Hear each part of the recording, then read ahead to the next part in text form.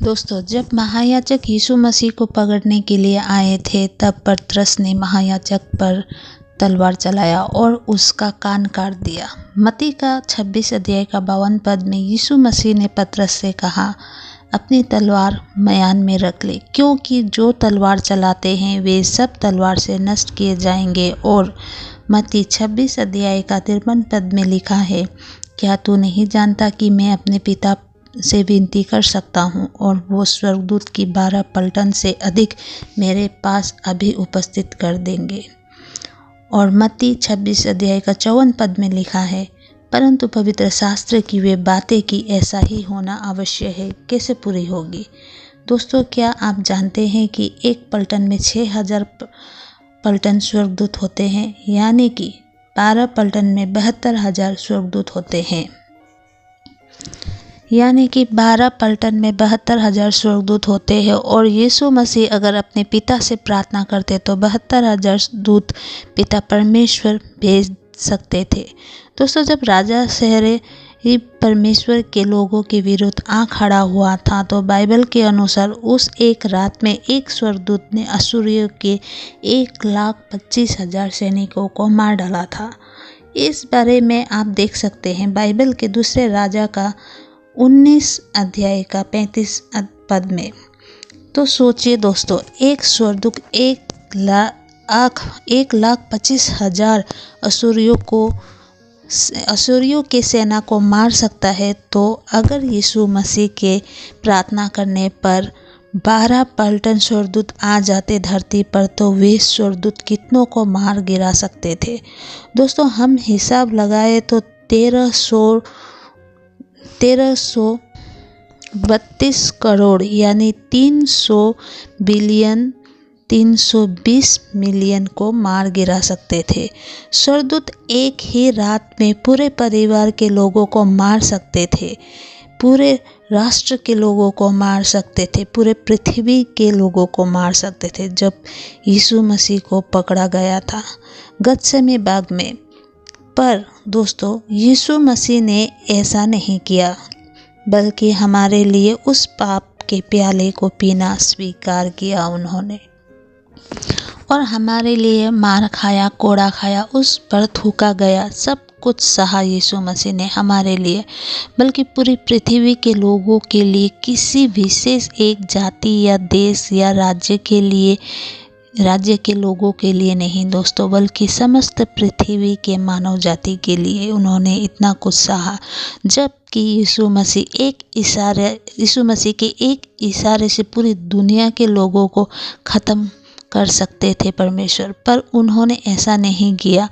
पर यीशु मसीह दुनिया के लोगों को मारने या मरवाने नहीं आए थे, बल्कि उन्होंने तो कहा है कि मैं इसलिए आया हूँ ताकि कोड़े खाऊं, क्रूस पर चढ़ाया जाऊं और तीसरे दिन फिर जी उठूं, ताकि जो भी मुझ पर विश्वास करे नाश ना हो बल्कि अनंत जीवन पाए।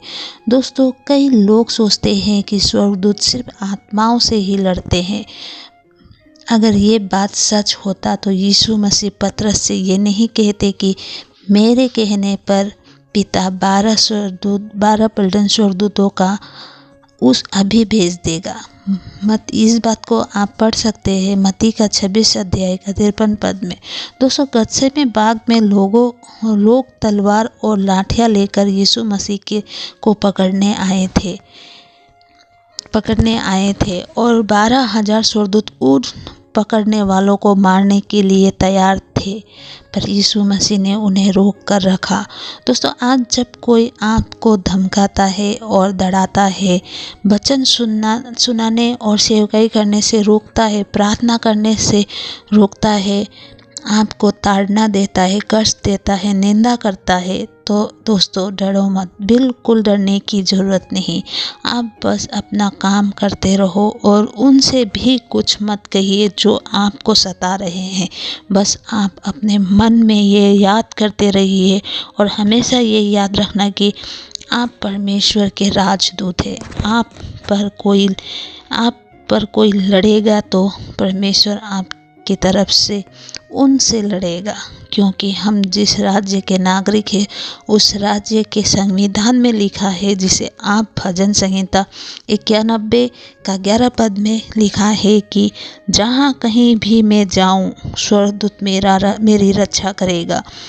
लोगों के सामने दिखाने में तो अकेला लगता हूँ, पर मैं अकेला नहीं हूँ, क्योंकि परमेश्वर का भेजा हुआ स्वर्गदूत मेरे आसपास खड़ा रहता है, मेरा सुरक्षा का ख्याल रखता है और मुझे सुरक्षा देता है। जिस तरह मंत्रियों के चारों ओर सुरक्षा देता है। सोचिए दोस्तों, हम पिता परमेश्वर के लिए कितना अनमोल और स्पेशल व्यक्ति है कि उन्होंने हमारे लिए अपने पुत्र तक को दे दिया और अपने स्वर्गदूतों को भी हमेशा हमारे लिए तैनात रखा हमसे देने के लिए। इस बात का अनुमान लगाइए कि हम कितने सामर्थ्यवान व्यक्ति हैं। हमसे परमेश्वर कितना प्यार करता है, हम कितना अनमोल है। आज समस्या ये है कि लोगों को पता ही नहीं कि उनका महत्व कितना है, उनका वैल्यू क्या है। वचन में परमेश्वर कह रहा है कि ज्ञान न होने के कारण मेरे लोग नाश हो रहे हैं। दोस्तों, हर एक विश्वासी परमेश्वर का राजदूत है और हर एक विश्वासी स्वर्ग का नागरिक है। इसलिए लाचारियों की तरह जिंदगी जीना बंद कीजिए, परमेश्वर के राज्य के लिए काम कीजिए, सुसमाचार का प्रचार करिए। कहीं से भी हो सके परमेश्वर के राज्य के लिए काम कीजिए। और इसके लिए आपको पास्टर फादर बनने का ज़रूरत नहीं है और ना तो माइक और स्टेज का ज़रूरत है। परमेश्वर का काम कहीं से भी कैसे भी किया जा सकता है, जैसे कि अभी और इस वक्त में मैं इस YouTube चैनल के माध्यम से कर रही हूँ। सिर्फ प्रचार करने से ही परमेश्वर का काम नहीं होता है, ये सही।